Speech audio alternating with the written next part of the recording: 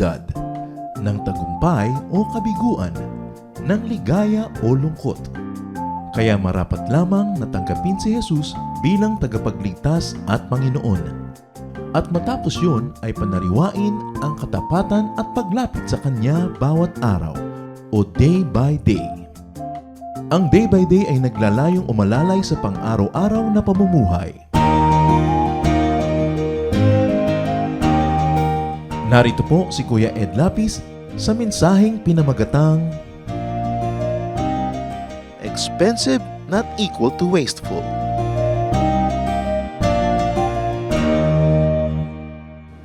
Marami pong mga Kristiyano sa pagtagal-tagal ng kanilang paglago sa Panginoon ay nagkakaroon ng mga iba't ibang ideya on what holiness means. At kuminsan ang binibigay natin kahulugan sa pagiging banal o makadiyos ay yung walang kakwenta-kwenta o napakasimple. In fact, many people equate holiness with plainness. And many Christians get to equate beauty and expressiveness with wastefulness or extravagance. Ang ating pong pag-aaral, pinamagitan natin, expensive is not equal to wasteful, or expensive doesn't have to be wasteful, or Jesus Economics 101, very basic concepts of what values Jesus gives to things that we value. Heavenly Father, our Almighty God, our Creator, our Sustainer, Giver of life, we thank you for who you are in our lives. Salamat sa mga nakaraan na pagpapala ninyo at ngayon humihiling kami ng isang panibagong paraan ng pag-iisip so that we may graduate, O Lord, from one degree of glory to another, that we may mature and become more and more like our Lord Jesus Christ. Turuan niyo po kami, mangusap kayo at nawa sa pagbabago ng aming pag-iisip, sa pag-asenso ng aming pag-iisip, lalo kaming malapit sa inyo. Dalangin namin, Panginoon, mensaheng galing po sa inyo, mensaheng kakasihan at bibigyan nyo ng kapangyarihan, at mensaheng makapagpapalago ng aming buhay espiritual. We reject and rebuke lies and falsehood. We open ourselves to your ministration, Father in heaven. Bless your people, glorify your name, speak powerfully. Lead us. In the name of Jesus our Lord, we pray. Amen. Ang atin pong babasahin ay magmumula sa Matthew 26, verses 6 to 13. Matthew 26, 6 to 13. While Jesus was in Bethany in the home of a man known as Simon the leper, a woman came to him with an alabaster jar of very expensive perfume, which she poured on his head as he was reclining at the table. When the disciples saw this, they were indignant. "Why this waste?" they asked. "This perfume could have been sold at a high price and the money given to the poor." Aware of this, Jesus said to them, "Why are you bothering this woman? She has done a beautiful thing for me. The poor you will always have with you, but you will not always have me. When she poured this perfume on my body, she did it to prepare me for burial. I tell you the truth, wherever this gospel is preached throughout the world, what she has done will also be told in memory of her." At nawa ibigyan tayo ng Panginoon ng kakayahang unawain ang hiwaga ng salitang ito. So ang Panginoong Jesus po ay pumunta sa bahay ng isang tinatawag na Simon the leper, isang babae ang nakilahok sa kanila at binasag niya ang kanyang sisidlan ng mahal na pabango, napakamahal nito, at ibinuhos ang laman sa ulo ng Panginoon. Na-offend ang mga disciples, hindi naman na-offend yung mga outsiders, ang na-offend mismo yung mga tagasunod ng Panginoon. Sinabi nilang napakalaking pag-aaksaya.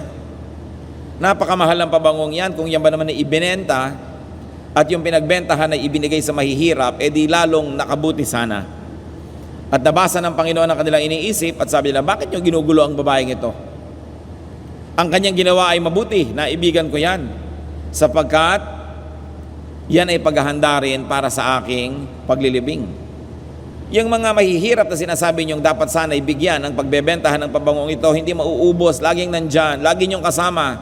Pero sabi ako, sandali lang narito, habang narito ako ay dapat na gawin ang mga marapat na gawin. At sabi niya, saan mang dako na ituro ang mga kasaysayang ito, mababanggit ang magandang ginawa ng babaeng ito. Ito'y magiging isang mistulang monumento para sa kanyang ginawa sa araw na ito. Isang interesting story. At makikita natin dito po yung isang pagbubukas ng isip. Parang pinto na napapasok natin ang pag-iisip ng Panginoong Hesus. Ano ba ang iniisip niya? Ano ba talaga ang pinahahalagahan niya? So, balikan po natin ang mga elemento ng kwento. An alabaster jar of expensive perfume. Yung alabaster ay para pong marble. Parang marble yan, kaya lang mas malambot. At yun mismong lalagyan lang ay kayamanan na. Kahit wala pang laman, yung lalagyan pa lang ay kayamanan na. And the perfume costs nearly 88,000 pesos today, according to calculations that we have done, referring to calculations given to us by experts. Humigit kumulang 88,000 piso ang halaga ng pabangong ibinuho sa Panginoon sa isang saglit. At kung tutuusin, ito ay halos isang taong sweldo ng higit na nakararaming tao sa ating bayan. Halos isang taong sweldo. At ito'y ibinuhos lamang, kaya ito namang mga disciples ay na-offend. Napakalaking pag-aaksaya. Sabi nila, 88,000 pesos ibubuhos lamang kay Jesus? Bakit hindi ibenta at ipamigay sa mahihirap ang pinagbentahan? At alam na natin na kasaysayan, itinuwid ng Panginoon ang kanilang likong pag-iisip. At sinabi na, maganda ang kanyang ginawa.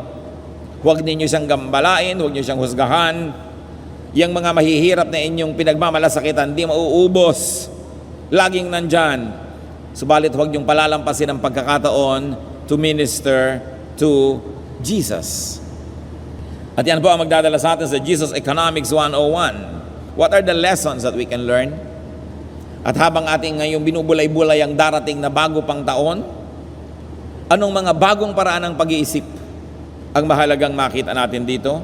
Unang-una, expensive is not wasteful. Hindi komot mahal ay pag-aaksaya. At kung babalik rin po natin yan, hindi komot mura ay nakatipid ka. Sapagkat kuminsan sa pagbiri ng mura, lalo ka na pamahal. Dahil wala palang kwenta, sira na yon o madaling masira, bibili ka na naman. In the end, mas marami pang nawala kesa sa napala. Expensive is not wasteful, especially if the Lord or the Lord's body or the body of the Lord, which is now the church, is concerned. At ngayon, binibigyan natin ng isang interpretasyon pa yan. Kung hindi sayang dahil ibinigay sa katawan ni Kristo, ano ba ang katawan ni Kristo ngayon kundi ang kanyang iglesia? Walang sayang, walang extravagant or wasteful when any quality gift is given to the body of the Lord. At gustuhin man po natin na tularan ng babaeng ito na nakalugod sa Diyos ang kanyang ginawa, nakalugod kay Jesus ang kanyang offering na ito, tularan man natin ngayon, hindi na natin magagawa dahil hindi natin alam kung saan hahanapin ang katawan ni Kristo dahil yon ay wala na sa ating piling. Subalit ang alam natin, ang iglesia ang ngayon ay siyang katawan niya. The church is the body of the Lord, of which He is the head. Kaya ang ginawa ng babaeng ito ay maaari nating paulit-uliting gawin sa ating personal na paraan sa pamamagitan ng pagbubuhos din ng mamahalin at magandang pabango sa katawan ni Kristo na ngayon nga ay ang kanyang iglesia o ang ating kapatiran. Hindi dapat pinanghihinayangan ang mabubuting bagay, high quality things that we bring to the body of the Lord. Be it our time, quality time, ibinibigay natin sa Panginoon, hindi sayang yon. Merong mga maglilingkod sa Panginoon, pagkatapos ng ilang taon, magsisisi, hindi naman ako yumaman sa paglilingkod. Hindi ako umasenso, hindi ako nagkakotse, hindi ako nagkabahay. Pinagsisisihan ang pagbibigay ng quality time sa Panginoon. E di parang lahat ng ibinigay mo nun, binaliwala mo, pinagsisihan mo lang pala.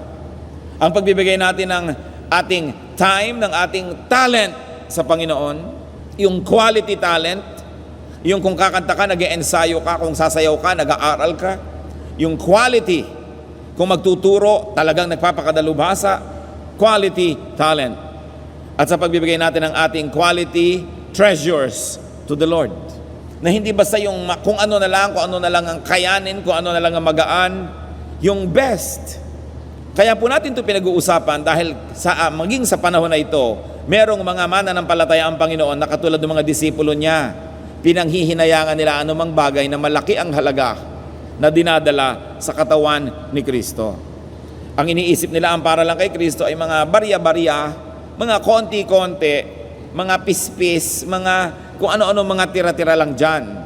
Pero ang sabi ng Panginoon, merong bagay para sa Diyos at merong bagay para sa mahihirap. Hindi kailangan na dahil sa inyong malasakit sa mahihirap ay makalimutan ninyo at mapabayaan ang inyong marapat na pagsamba, paglilingkod at paghahandog sa Diyos. Kaya hindi dapat nililimot, and we should never equate whatever costs a lot to extravagance or to wastefulness. Psalm 24 verse 1, "The earth is the Lord's and everything in it."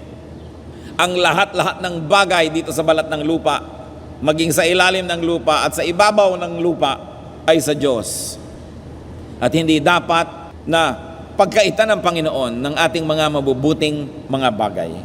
Revelation 4:11, "You are worthy, our Lord and God, to receive glory and honor and power. For you created all things, and by your will they were created and have their being." So karapat-dapat ang Panginoon sa ating best gifts. And one thing we can learn also from the story is that the Lord loves good smell. Medyo amoy-amoyin nyo nga ang inyong katabi. Humahalimuyak ba ang kanyang bango? The Lord loves good smell. So kung tayo dapat ay sasamba, mga mababango. Ngayon, kung hindi maiwasan dahil nagtatakbo dyan, nag-jogging, o di bali na sa ibang araw, magpabangong pilit. Dahil kitang-kita natin na ang Diyos ay maiibigin sa mabango. Kaya itong hindi niya minasama na siya binuhusan ng pabango. Sa katunayan, kahit sa Old Testament, sa Leviticus 6:15, the priest is to take a handful of fine flour and oil, together with all the incense on the grain offering, and burn the memorial portion on the altar as an aroma pleasing to the Lord. Ano po ba ang pagsamba? Ang pagsamba ba ay yung a-attend ka ng worship service, tapos kakanta ka ng konti, tatayo, uupo, sumamba na? Ano ba ang tunay na kahulugan ng pagsamba? To worship is to minister to God. It's one of the very few moments when we are ministering to God, because all other times God is ministering to us. And how do you minister to God? Dinadala mo yung gusto niya, ibinibigay mo yung gusto niya. At isa dito, nagdadala tayo ng mga offering. Gustong-gusto ng Panginoon ang offering. Hindi dahil kailangan niya, dahil Diyos naman siya siyang may-ari ng lahat, kundi isa yung patunay na tayo nagpapasakop at kinikilala natin na maging yung laman ng ating mga lukbutan, ng ating mga tinatangkilik ay bigay niya, at sa pagbabalik natin sa Kanya ng portions noon na meron siyang mga tinakdang mga dapat ay minimum na mga portion, ay kinikilala natin talagang Kanya yun, na sa hindi mo pagbibigay ay pinagkakaitan mo siya na para bang hindi naman talaga ito Kanya. Kaya isa yan talaga. Nakita po pati grain, may grain offering. Dahil agricultural ang community noon, yung mga magsasaka nagdadala ng mga pinakamagagandang ani at sinusunog yan. At nagagalak ang Diyos na maamoy yung pinakamagagandang mga grains na ito na dinadala sa Kanya. Yun namang mga nag-aalaga ng hayop, ano ang kanilang offering? Mga hayop. Kinakatay ito at sinusunog din yung pinakamasasarap na mga part, yung may mga taba-taba at laman-laman na gustong-gusto nating kinakain, para pala sa Diyos yun. Kaya ka pala sumasama ang iyong katawan pag kinain mo yan eh. Kasi yung mga mataba na yan, pagka sinusunog, nalalanghap ng Diyos at gusto niya, dahil siya rin ang lumikha ng lahat ng mga hayop at kinikilala natin sa Kanya galing ito, ba't natin ipagkakait? Ngayon, sa mga lungsod na cash ang economy, anong dadalin mong hayop o bunga? So dinadala naman natin ang ating mga financial offerings na siyang katumbas ng mga bunga o ng mga hayop na hanap buhay ng marami. Kaya kalugod-lugod yun sa Diyos. The Lord loves good smell. And obviously, Jesus loved the scent of expensive perfume. Hindi lang yung mga kung ano-anong pabango na masangsang, na nakakasilo, na nakakasakit ng ulo. Hindi mo alam kung dakta ng kaimito o katas ng cactus. yung mabango. John 12:3, another incident, then Mary took about a pint of pure nard, an expensive perfume. She poured it on Jesus' feet and wiped his feet with her hair. And the house was filled with the fragrance of the perfume. Kanina sa ulo inilagay, ngayon naman sa paa, parehong naging katanggap-tanggap sa Panginoon sapagkat humalimuyak sa buong bahay ang samyo ng pabangong ito. So what can we learn from this, brothers and sisters? That we should invest in the good smell of our heads. Kung yung ulo ng Panginoon pinabanguhan, edi maganda rin ang ulo ng mga sumusunod sa Panginoon mabango. Hindi amoy suka. Invest in the good smell of your body, in the good smell of your house, and in the good smell of the church. Namnamin po natin ito mga kapatid. When Jesus is honored as Lord in any place, that place should have a good aroma, a good smell, good fragrance. Dapat maayos. Kung nalulugod ang Panginoon sa mabango, sa maayos, sa maganda, edi dapat ang ating kapaligiran, kahit tayo hindi mayaman, kaya naman nating ayusin at linisin, ganda-gandahan at pabanguhin. Hindi yung pagpasok sa banyo nyo amoy amag dahil 3 araw nang nakababad ang mga damit niya sa mga batya na yan na may mga lumot na. Hindi pagpasok sa banyo mo, hindi comfort, kundi discomfort and torture. Hindi naman natin kailangan maging mayaman para maging malinis. Na kahit sa mga maliliit na mga lata-lata dyan ay pwede tayong magtanim ng halaman, pagandahin ang ating mga kapaligiran. Isa sa mga nakikita ko po talaga na quality ng Panginoon, mahilig siya sa maganda. Alam nga na ba ang Diyos mahilig sa pangit? Siyempre sa maganda. Dahil God of beauty, God of orderliness. Kaya sabi niya, look at these flowers. Tinitingnan niya yung mga bulaklak. Look at the birds, look at the plants. The Lord is so conscious about a beautiful environment. Sa palagay niyo po ba, kakasihan ng presensya ng Diyos at pagpapala ang isang bahay na saksakan ng gulo? Na pag upo mo sa silya, mayroong kawali sa ilalim ng mga labada na napatumpok-tumpok sa ilalim ng gulong ng kotse na nandun din sa loob ng bahay na yon.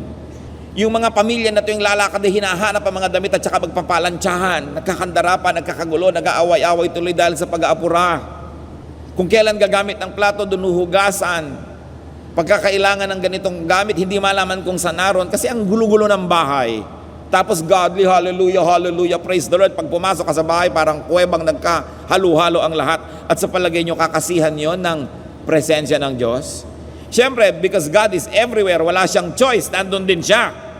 Pero sa tingin nyo ba'y natutuwa siyang nandun? Kaya kailangan minister to God, make God happy. These are the simple things that we should go back to. Hindi mga very high theology, but the very practical things that we see in the behavior of Jesus. And to smell good, which means to be clean.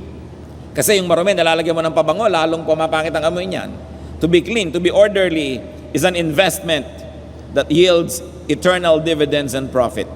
Ano po ang sabi ng Panginoon tungkol sa babaeng ito? This that she has done will become a memorial to her.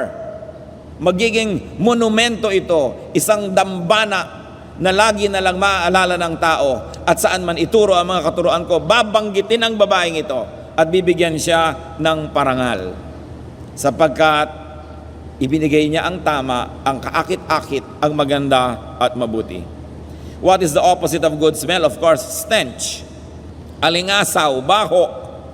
Isaiah 3:24, instead of fragrance, there will be a stench. So here is a contrast. What comes out of our houses? What comes out of our environment? Kaya ang mga Kristiyano dapat naglilinis pati ng kanilang kapaligiran. Christian churches should clean the environment, the community. Hindi lamang yung sapat ng naligo ka sa sarili mo tapos ang dumi-dumi ng yung kapaligiran sapagkat hindi yan kalugod-lugod sa Diyos. At nagpapatunay po ang maraming mga may karanasan sa pagpapalayas ng masasamang espiritu na tumitira sa katawan ng tao that even demonic presence is sometimes manifested by foul smell. Na pag may masamang espiritu, biglang may bumabaho. Kaya alam na natin ang dapat natin gawin. Alisin ang lahat ng mga hindi kaakit-akit, hindi maganda at hindi mabango sa ating buhay. What else can we learn? Jesus Economics 101. Spirituality does not have to be equated with aversion to what is expensive, what is good and beautiful, and even what is sensuous. ng espiritualidad ay hindi kailangan na tumanggi sa mga mahal, sa magaganda at mabubuti, at doon sa mga nag-a-appeal to the human senses. In fact, the senses can be the door to the spiritual world. Kaya nakikita nyo po yung mga ibang mga sinaunang mga relihiyon. Sa mga bahay dalangin na nila, may mga sinisindihang mga insenso, may mga kandila, may mga madidinig kang mga kampana, mga kuliling, tapos may mga tugtog, at sa iba pa mga relihiyon naman, may mga sayaw.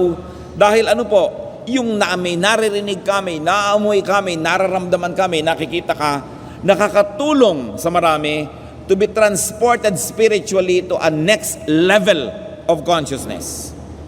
It can help some people. Kaya what is worship is to be transported to a spiritual level. That's why we sing.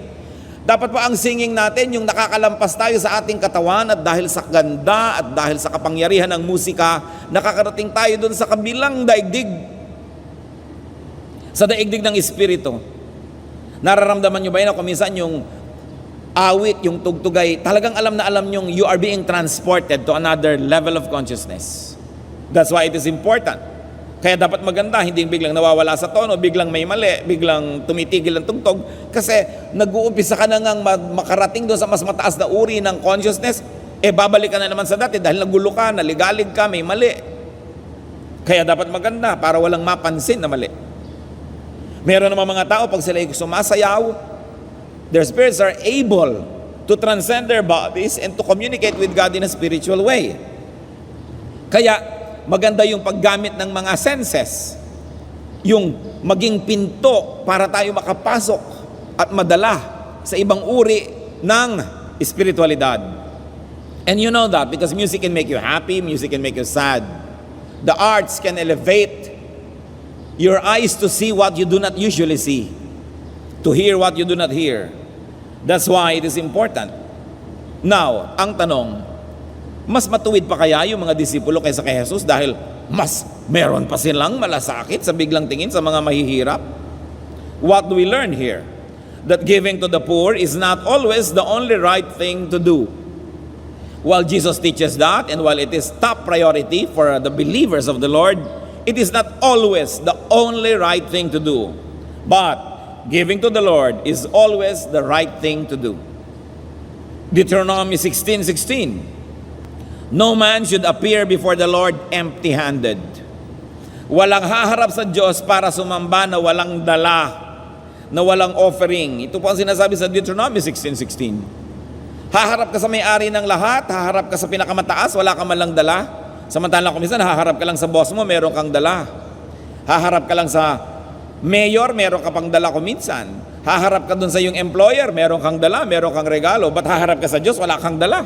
Kaya sabi, look, it is always right to give to God. And what did Jesus say? Give to the needy. But more importantly, give to the deserving. And definitely, Jesus was and is deserving. Hindi po masama na magbigay tayo sa mga kapuspalad. Mabuti nga yun eh. Pero huwag nating lilimutin na magbigay dun sa karapat-dapat. You give to the needy, but more than that, you give to the deserving. Do not forget to give to the deserving. Kaya sa Matthew 25:28-30, no, ang Panginoon po ay nagbigay ng puhunan sa iba't ibang tao, at yung mga iba walang ginawa, hindi man lamang nila ininvest, walang kinita, binawi ang binigay sa kanila. At yung nakapagpalago ng puhunan na ibinigay ng Diyos, mas lalong binigyan, at yung binawi dun sa wala, ibinigay pa sa kanya. Take the talent from him, sabi ng Panginoon, and give it to the one who has the 10 talents. For everyone who has will be given more, and he will have an abundance. Whoever does not have, even what he has, will be taken from him. And throw that worthless servant outside into the darkness, where there will be weeping and gnashing of teeth. So sabi, itong binigyan ko ng puhunan na walang ginawa, bawiin ang ibinigay ko sa kanya. Itong binigyan ko ng puhunang napalago, yung lahat ng kanyang kinita, kanya na, at itong binabawi sa wala, ibibigay pa sa kanya. Sabi niya, yung wala, mawawalan palalo. At yung meron, dadagdagan pa. Sapagkat ang Diyos gusto niyang magbigay doon sa karapat dapat bigyan, doon sa nakapagpapalago at nakapagpaparami ng ibinibigay niya. Binigyan ka na ng chance, wala ka namang bunga, babawiin ang mga yan, ibibigay sa iba. Yun naman mga nababawian, yung mga nawawalan, inggit na inggit kung ano-ano mga paninira ang gagawin nila doon sa lalo pang dumadami at binibigyan, yun ang gusto ng Diyos. Bakit ka nga naman mag-aaksaya ng puhunan na ibibigay sa hindi naman nakakapagpatubo nito?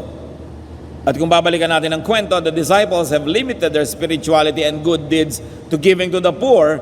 They have forgotten to be just.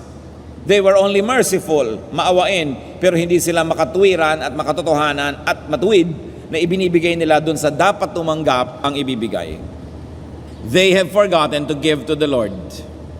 And sometimes it happens even in churches today.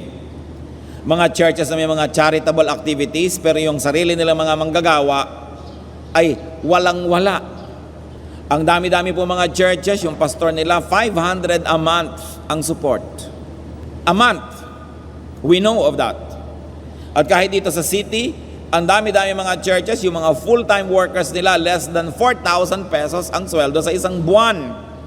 Pero ang dami-dami nilang mga libreng school para sa mahihirap, libreng tulong para sa mahihirap. Pero yung mga sarili nilang mga workers ay sobra nilang napapabayaan.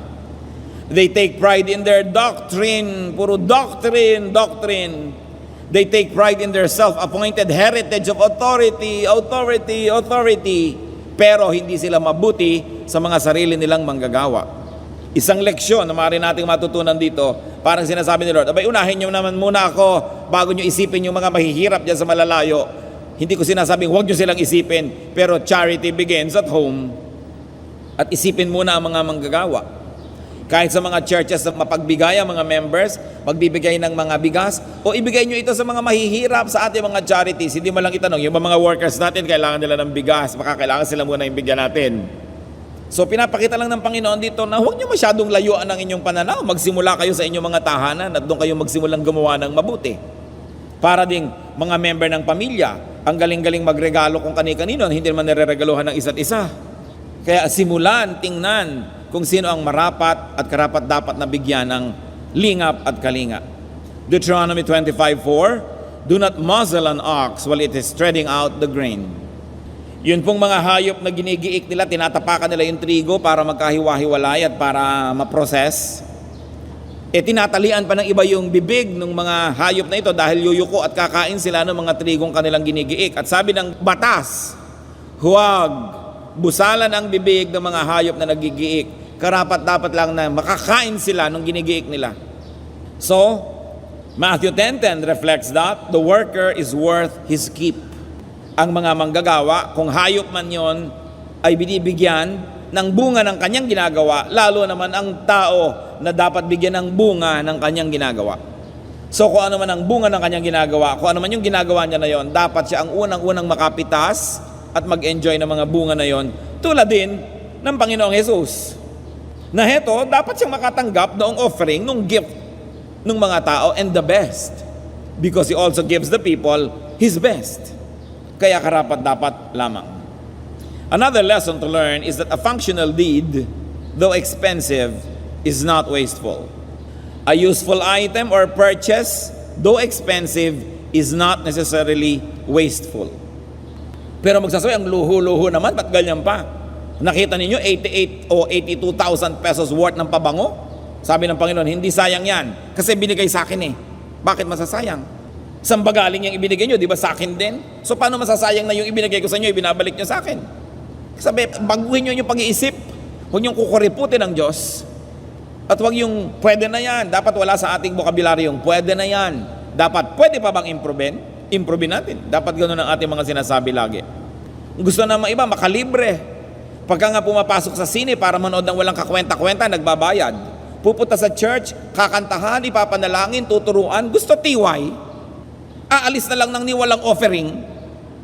Pero pagka pupunta sa casino, mag-iiwan doon ng pera. Pag pupunta doon sa mga ruweda at mga sakayan na nahihilo kapag baba mo, na wala ka namang darating, matapos kang sumakay, doon ka pa rin bababa. Nagbabayad. Pero pagka yung may mga kinalaman na sa Panginoon, puro gusto, kabig ng kabig. Wala po bang libreng Bible? Wala po bang libreng kamiseta? Wala po bang libreng babasahin? Puro libre ang gusto. Sa impyerno, libreng pumunta kayo doon. Pero ang sa langit, kita nyo, para tayong makapunta, ang ticket natin si Jesus, anong ibinayad niya? Buhay niya. Mahal. Kaya ang napakaganda ng Tagalog na word mahal, hindi lang ibig sabihin expensive, kundi beloved. Kasi kung beloved mo, dapat expensive. Kung mahal mo yan, dapat mahal ang ibinibigay mo. Mahal mo pala, ba't mura? Di ba yung mura, yung curse din? Ang ganda ng salita, kasi yung mura na inexpensive or cheap, yun din ang salita sa curse. Kaya bakit mo ko binibigyan ng mura? Minumura mo ako Ano palagay mo sa akin? Mumurahin. Pero ang Diyos, mahal mo pala ako, di ibigay mo yung mahal. Dahil ako'y mapagmahal at ako'y minamahal mo, ang usapan natin, puro mahal. Na ano yung mahal? Hindi naman yan number kundi yung para sa akin. Kung eto lang ang kaya ko, yung pinakaabot na mataas na makakaya ko, yun ang mahal sa akin. Hindi ibig sabihin a certain number na yun lang mga milyonaryo nakaka-afford. Kung ano yung best mo, yun ang mahal. Mahal mo pala ang Diyos, mahal dapat ang binibigay sa Kanya. At huwag siyang murahin, na binibigay siya ng mura. Kaya si David, siya ay mag-o-offering sa Lord, at yung isang tao na tumutulong sa kanya, gusto, palibrehin na lang siya Pero sabi niya, ayoko ng libre-libre. 2 Chronicles 21:24-26. But King David replied to Araunah, "No, I insist on paying the full price. I will not take for the Lord what is yours, or sacrifice a burnt offering that costs me nothing." Itong si David ay bumibili nung i-offer niya sa Panginoon. Sabi naman nung binibilan, sige na po libre na lang, huwag niyo nang bayaran. Sabi ni David, no. Bakit ako mag-o-offer sa Lord ng libre? I will not offer to the Lord anything that cost me nothing. Kung hindi ko ininda, hindi ko naramdaman ang halaga niyan, ibig sabihin, hindi mahalaga sa akin ang ibinigay ko. Hindi ko gagawin ang ganyang uri ng pagtatalaga at paghandog sa Panginoon. Verse 25, so David paid Araunah 600 shekels of gold for the site. David built an altar to the Lord there and sacrificed burnt offerings and fellowship offerings. He called on the Lord, and the Lord answered him with fire from heaven on the altar of burnt offering. Gusto niyang gumawa ng dambana ng isang altar doon, ibinibigay na lang nung may-ari yung lote, sa inyo na po, sige na. Ay, hindi. Gagawa ako ng dambana sa Panginoon TY. Hindi ako mag-o-offer sa Panginoon ng hindi ko binabayaran ng mahal. At ang ibinayad po niya, ang halaga ng 600 shekels, sa ating katumbas ngayon, more or less 1.6 million pesos. Para doon sa isang kaprasong lugar na pinagawaan niya ng dambana. Sabi niya, I will not offer to the Lord anything that costs me nothing. So what do we see here? And what do we see from the point of view of people who have a deep understanding of God? That the Lord loves quality. That the Lord loves and requires quality. Dapat may quality ang dinadala natin sa Panginoon. The tabernacle of the Lord was paneled with pine, the best wood available to them. Hindi lang basta dingding, nilagyan pa ng mga paneling na pine, covered with fine gold, decorated with palm tree and chain designs, adorned with precious stones, at tinapalan pa, overlaid with 600 talents of fine gold. 600 talents of fine gold ang ginawa po na paneling ng tabernacle. Now, 600 talents is approximately 21 metric tons. 21 metric tons with 1,000 kilos per metric ton would be 21,000 kilos.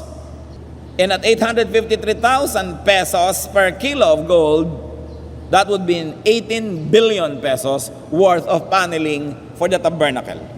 Mahal ba yon? Dapat. Saan ba galing ang gold? Di ba sa Diyos? Saan galing yung kanilang technology at kaalaman para itong mamina at maayos? Di ba galing sa Diyos? So bakit sayang kung binibigay mo sa Diyos?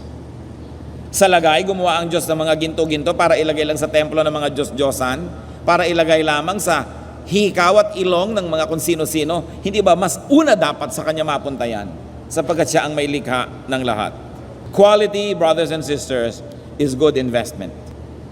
Alam natin yon kahit sa edukasyon ng ating mga anak, ipinaglalaban natin pilit na makapag-aral sa mahuhusay na mga paaralan because it's a good investment. Quality is always good investment. When you buy something of high quality, you can always resell it. Sometimes nag-appreciate pa yan kung mga antique o magagandang mga bagay. Pero bibili ka ng walang kwenta, after 2 weeks, giba na, wala nang saysay, kundi pantambak na lang sa baha. So, cheap doesn't always mean wise. Definitely, it doesn't mean godly or spiritual. So, in dealing with God, and in dealing with God's work, huwag maging kuripot. Ulitin natin ang 2 Samuel 24:24. I will not sacrifice to the Lord my God burnt offerings that cost me nothing. Hindi ko mo mura ay nakakatipid. And remember that the Lord loves beauty and the Lord loves pleasant scent. To beautify is to please God and therefore to attract blessings. Kumisan po, iniisip-isip na inyong lingkod, ano-ano ba ang formula? Bakit may mga tao na parang magaan ang buhay? Bakit may mga tao na parang madaling lumapit ang grasya? At mayroong mga taong hindi naman. Pare-pareho lang nagpapagod, pare-pareho lang nagsisika, pare-pareho lang na nagpapakabuti. Pero ang isa ko pong naobserbahan, mga kapatid, naobserbahan ko lang naman ito'y personal, hindi doktrina. Malapit ang grasya dun sa mga taong ang ayos-ayos ng kanilang kapaligiran. Pag binuksan mo yung bag, maayos, hindi parang may sumabog na granada sa loob. Pag pumasok ka sa bahay, maayos. Pag tiningnan mo ang kusina, maayos. Ang banyo, maayos. Ang sasakyan, maayos. Hindi kailangang mamahalin, pero maayos. Naoobserbahan ko po sila yung parang laging mas handa na tumanggap ng pagpapala. At bakit nga hindi? Kasi kung maayos ang iyong kapaligiran, mas maayos ang iyong tulog, mas maayos ang takbo ng iyong isip, hindi ka aburido, mas maganda ang iyong mga pagpapasya, bakit nga hindi lalapit sa iyo ang mga biyaya? Isang napakalaking kamalian na ikay maging Kristiyano tapos ang gulo-gulo ng bahay mo. Kaya dapat inaayos talaga yan. Hindi magandang patotoo na ang gulo-gulo. Tingnan ang ating kapaligiran at isaisip natin, natutuwa ba ang Diyos na manahan sa dakong ito? Kung may pagpapala ang Diyos na gustong ipapadala niya kaya doon sa magulo o doon sa maayos? Saan kaya? And remember the story that an expensive perfume for Jesus means high worship. Hindi yung kung ano-ano mga ginawa ng mga taong doon ang natandaan natin, ang pinuna ng Panginoon yung expensive perfume. It became a door of expression of high worship. That the expensive perfume for Jesus is glorious and memorable. Kaya dapat nating isipin, are we giving Jesus that expensive perfume? What do you withhold from Jesus? And what can you offer from Jesus? And bringing this one notch higher, how can we make our lives beautiful, pleasant and fragrant? Not only in a physical way, but very importantly, in a spiritual way. Baka physically nga ang bango-bango natin, yung pala ang baho-baho ng mga kasalanan. Baka ang ayos-ayos nga ng bahay at hindi masama, yun pala ang gulo-gulo ng samahan at relasyon ng mga tao doon. So kung naayos na natin yung physical level, isunod natin ngayon, ayusin yung spiritual and emotional level of our lives. Because God loves fragrance, God loves order, and God loves beauty. What better way to begin a new year than to look around us and say, I'm going to beautify my life. I'm going to beautify my body, my room, my house, my environment. I'm going to beautify not only physically, but more importantly, spiritually. That I'm going to beautify my mouth. Na hindi lang ibig sabihin magpapaputi ako ng ngipin, magpapaayos, magpapakaskas ng nangingitim kong mga gilagid. Hindi lang ganon. Kundi, ang lalabas sa aking bibig ay mga mabubuting salita, mga papuri sa Diyos, encouragement to people. Hindi yung mga kasinungalingan, hindi yung mga chismis na nakakasira sa kapwa, hindi yung nakakasira ng loob ng kapwa, kundi whatever is true, good, beautiful, is what will come out of my mouth. Then, we will have fragrant breaths, not only physically, but spiritually. That when this breath comes out of your mouth, it gives life, it gives beauty and encouragement and strength instead of the opposites. Then you say, I'm going to inspire my friends, my family to higher ambition by making myself a good example of orderliness, of fruitfulness. Ano pang magandang hakbang kundi mag-isip ng ganito mga bagay? That there will be fragrance in our lives, spiritually and physically. Na napakahusay na makita na ang Diyos, ang ating Panginoong Hesus, maibigin sa mabango. Ano ba ang hindi mabango ngayon sa ating buhay? Meron ba tayong relasyon na umaaling-asaw? Meron ba tayong ugali na parang pusali? Meron ba tayong mga ginagawa na marurumi? Aming Diyos, kami nagpapasuri po sa inyo. Salamat po sa paalala na dapat kami maging mabango. Hindi lang physically, kundi mas mahalaga spiritually, to have a spiritual fragrance that pleases you. Ipakita nyo sa amin, Panginoon, ang mga dapat naming tanggalin sa aming buhay para bumangho lalo kami. Ipaunawa nyo ang mga dapat naming ilagay para maging kaakit-akit sa inyong espiritu ang aming buhay. At nawa, Panginoon, ipakita nyo ang lahat ng paglilinis na dapat naming gawin sa aming buhay. Magbulay-bulay tayo mga kapatid at pag-isipan, makipagniig sa Espiritu ng Diyos. At hilingin nating ipakita niya sa atin ang mga praktikal na dapat nating gawin para tayo maging kalugod-lugod at mabango sa Kanyang pananaw.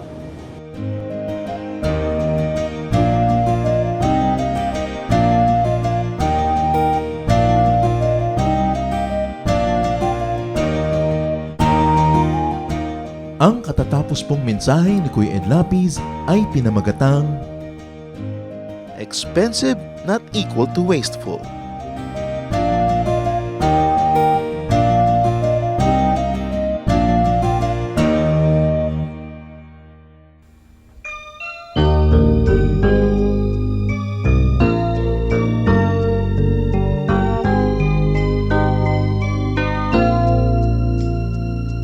Kung ang puso mo ay nasasaktan dahil buhay ko ay may kabiguan, suliranin may nagbunga ng kasawian.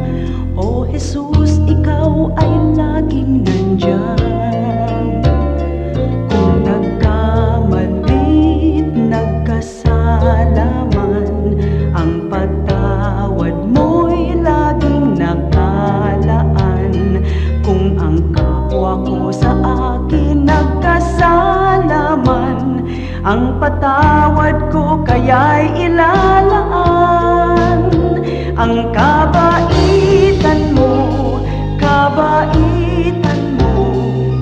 ay dapat kong tularan sa buhay ko. Ang kabaitan ko, biyaya ng Espiritu, kabaitan ko.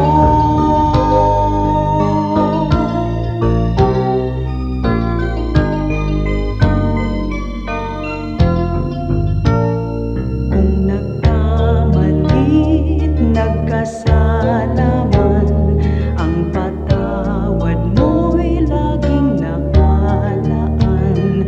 Kung ang kapwa ko sa akin nagkasalaman, ang patawad ko kaya'y ilalaan.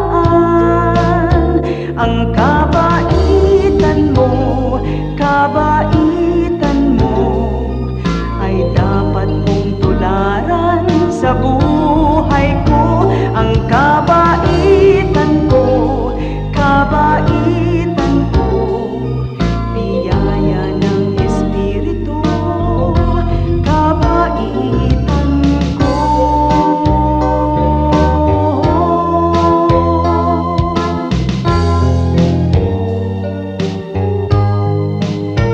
Ang kabaitan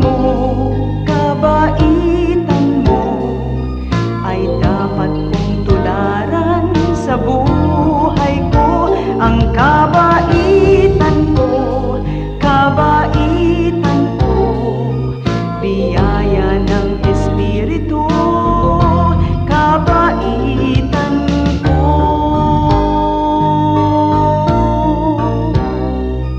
Biyaya ng Espiritu, kabaitan ko.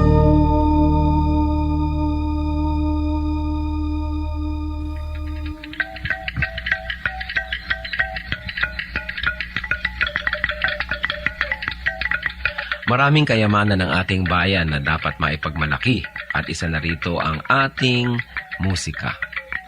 Napakarami ng mga instrumentong pangtugtog ng ating lahi. Isa na rito ang kulintang tamlang ng mga Maguindanao sa Cotabato.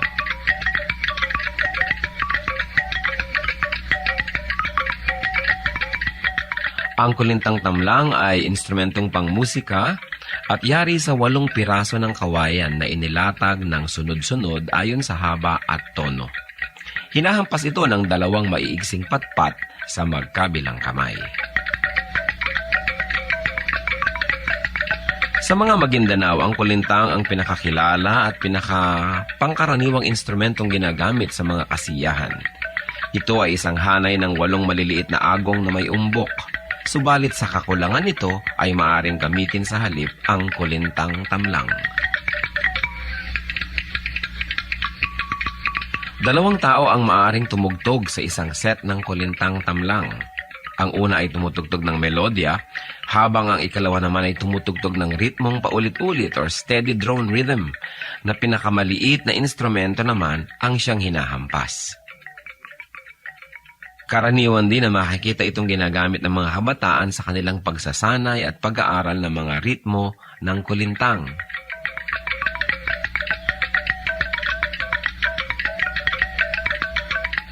Yan ang kulintang tamlang ng mga Maguindanao sa Cotabato. Kayamanan hindi lang ng Maguindanao, kundi ng buong bayan. Marapat isuko sa Panginoon at gamitin sa paglikha ng musika sa pagsamba sa Kanya.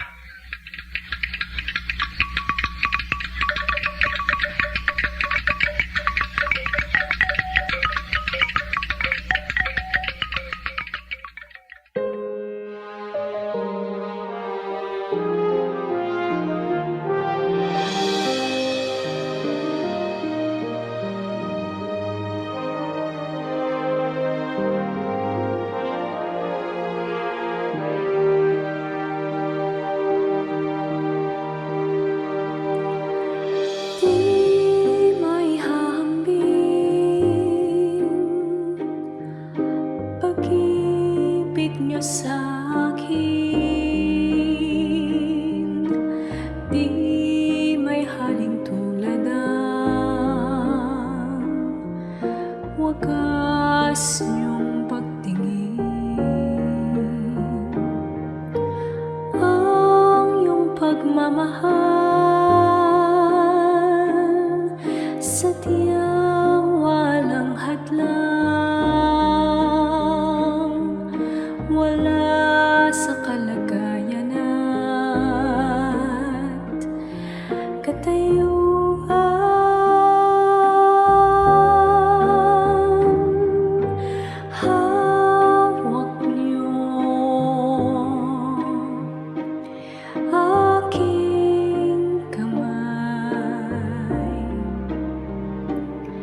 Sa tuwing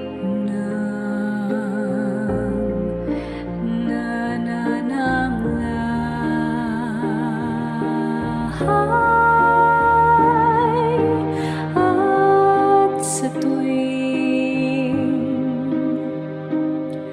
magkamali, walang hanggang pagpapatay.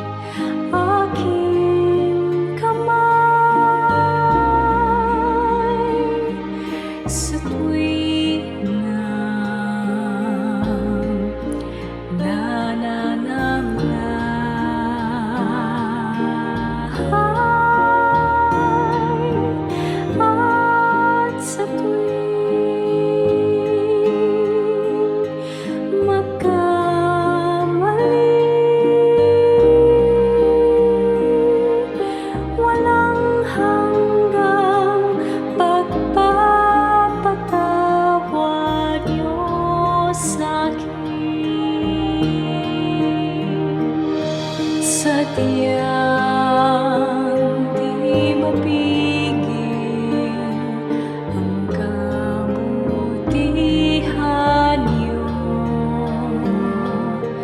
Kahit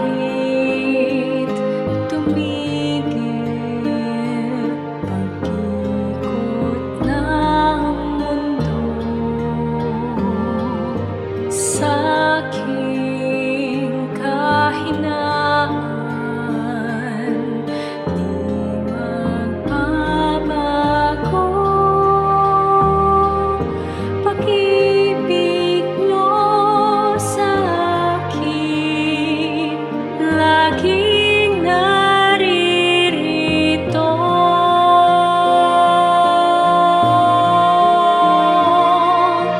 Hawak niyo aking kamay sa tuwing nananamlay at sa tuwing magkamali. Walang hanggang pagpapatawad niyo sa'kin. Hawak niyo aking kamay sa tuwing nananamlay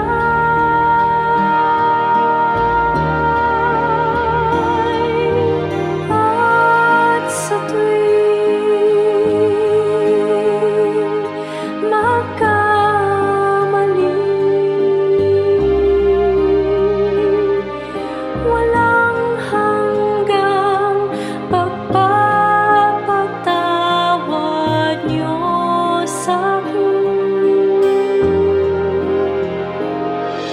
Walang hanggang pagpapatawad niyo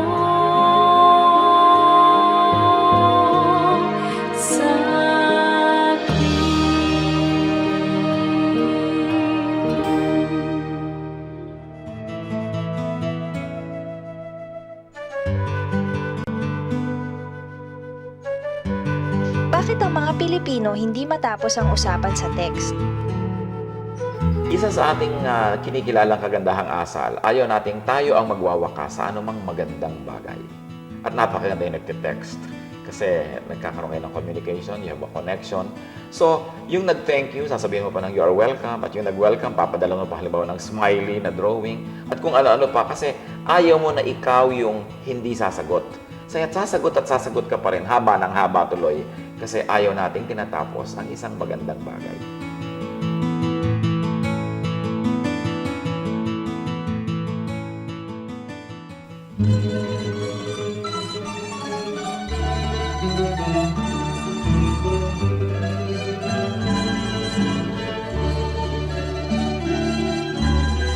Mga gawa niyo sa aming buhay, tuwina'y naaalala.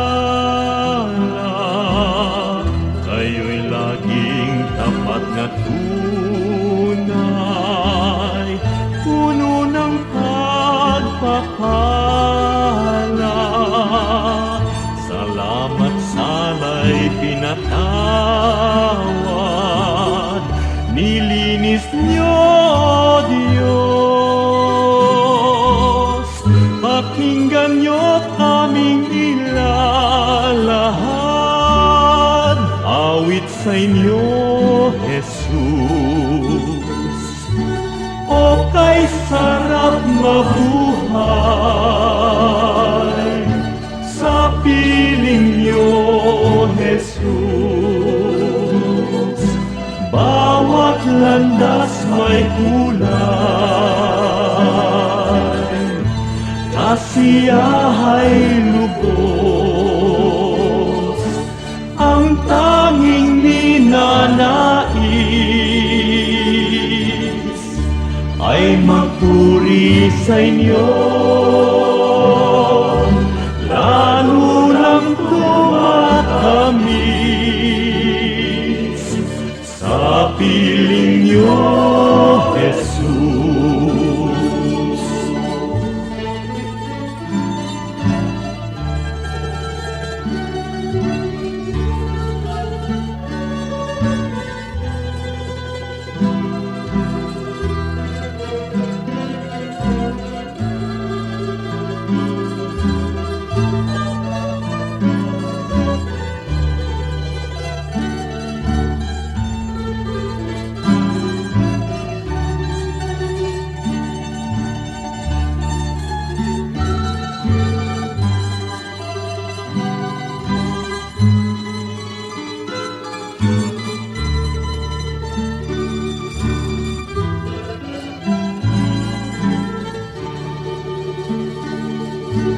O kay sarap mabuhay sa piling niyo, Jesus. Bawat landas may kulay, kasiyahay lubos, ang tanging ninanais ay magpuri sa inyo, lalo lang tumatamis sa piling niyo, Jesus. Bawat hakbang ay mayroong awit, bawat pintig ng puso, mga himig na makalangit sa damdamin bugso. Lumipas man ang aking buhay, awit di matapos, sa langit man ay iaalay. Pakinggan niyo, Jesus. O kay sarap mabuhay sa piling niyo, Jesus. Bawat landas may kulay, kasiyahay lubos, ang tanging ninanais ay magpuri sa inyo, lalo lang tumatamis sa piling niyo, Jesus. Lalo lang tumatamis sa piling niyo, Jesus.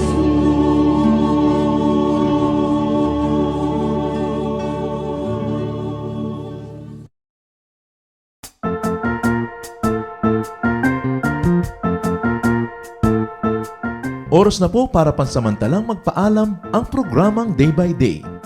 Tayo po'y magsama-sama tuwing ika-6 hanggang ika-7 ng umaga, araw-araw. Magandang umaga po at mabuhay ang Panginoong Hesus!